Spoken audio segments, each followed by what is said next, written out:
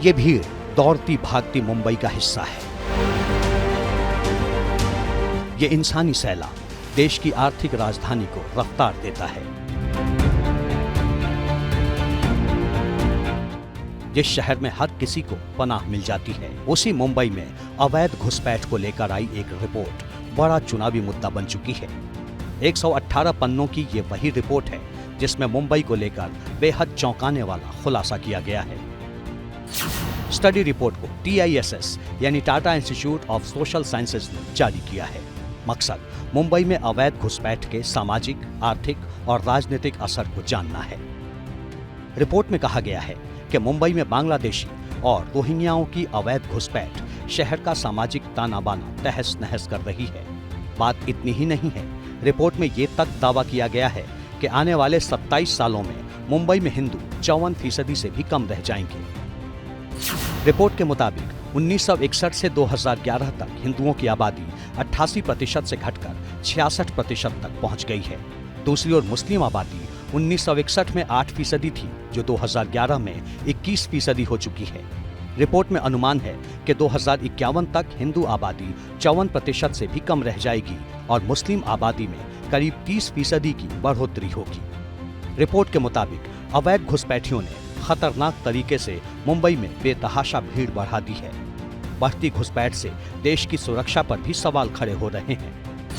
Report के मुताबिक घुसपैठ कर आए 40% लोग बाकी लोगों की भी अवैध घुसपैठ करने में मदद कर रहे हैं। अवैध घुसपैठियों में 40% हर महीने 10,000 से 1 लाख रुपए तक देश से बाहर भेज रहे हैं। घुसपैठिए अवैध कागजात बनवाकर चुनाव प्रक्रिया में भी हिस्सा ले रहे हैं। रिपोर्ट में कहा गया है कि मुंबई में बदलती डेमोग्राफी की सबसे बड़ी वजह बांग्लादेशी और रोहिंग्याओं की अवैध घुसपैठ है। बांग्लादेश बॉर्डर से मुंबई का फासला करीब 2000 किलोमीटर का है। सवाल ये है कि अवैध घुसपैठिए पूरे देश का सफर कर मुंबई में कैसे घुस जाते हैं। इसका जवाब रिपोर्ट तैयार करने वाले TISS के असिस्टेंट प्रोफेसर सौविक मंडल ने बताया। उसमें हम एक्सप्लोर किया है the Bangladeshi Rohingya Muslim population who are coming to India to the bordering state first like West Bengal, Assam, Tripura and northeastern state, and we have got few samples of Jharkhand and Bihar also. They are coming to the state by some agents, predefined agent and some religious induced network. So they are coming here and वो लोग क्या कर रहे हैं आके first they are making the Indian documents. What are the basic documents? First documents is that their Aadhaar card. Second is their voter card. Third is their passport. They are making their passport also. And one interesting thing is that they Mumbai आके वो सिर्फ शांत नहीं है. Their aspiration is to go to the Middle East and to the Dubai. Mumbai में बांग्लादेशियों और Rohingya घुसपैठियों को लेकर ये रिपोर्ट ऐसे वक्त में सामने आई है जब महाराष्ट्र में चुनाव हो रहे हैं। जाहिर है सियासत होनी ही थी, हो भी रही है।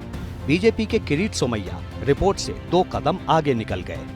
जो Tata institute of social science का ये जो रिपोर्ट है वो कह रहा है कि मुंबई में 2051 तक हिंदू आबादी सिर्फ 54% रह जाएगी। इसलिए राहुल गांधी कहते हैं वोट जिहाद और योगी जी कहते हैं बटेंगे तो कटेंगे। बीजेपी नेता और पूर्व केंद्रीय मंत्री स्मृति ईरानी ने भी रिपोर्ट को लेकर अपनी राय दी। मैं इतना ही कहूंगी, रिपोर्ट को डिटेल में समझने की जरूरत है। चिंता का विषय निश्चित है जो रिपोर्ट फ्लैग करती है। मुंबई में पहले भी अवैध घुसपैठ का मुद्दा गर्माता रहा है। ऐसे में चुनावी वक्त में सामने आई रिपोर्ट पर सियासत गर्मा चुकी है। बीजेपी जहां इस रिपोर्ट को आईना बता रही है, तो उद्धव की पार्टी पूछ रही है कि चुनाव के वक्त सर्वे का मकसद क्या है। पिछले 10 साल में बहुमत से की सरकार भाजपा की रही है। उनकी जिम्मेदारी है कि इस देश को सुरक्षित रखे।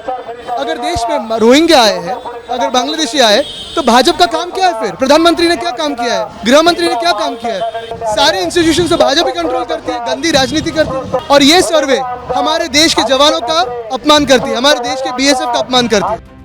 सर्वे को लेकर कांग्रेस से भी सवाल पूछा गया। दिग्विजय सिंह बोले, अभी रिपोर्ट पढ़ी नहीं है। I have not seen the report. मेरे सामने एक भी बांग्लादेशी, एक भी रोहिंग्या ने मैंने अपने मतदार संघ में देखा नहीं है।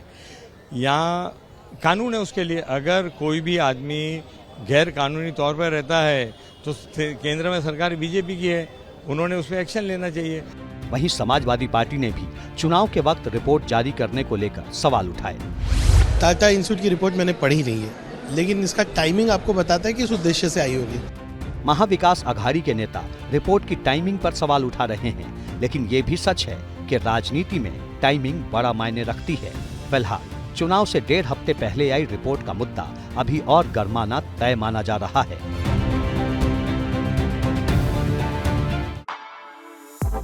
For exclusive and insightful videos, subscribe to our new channel ABP Live Premium.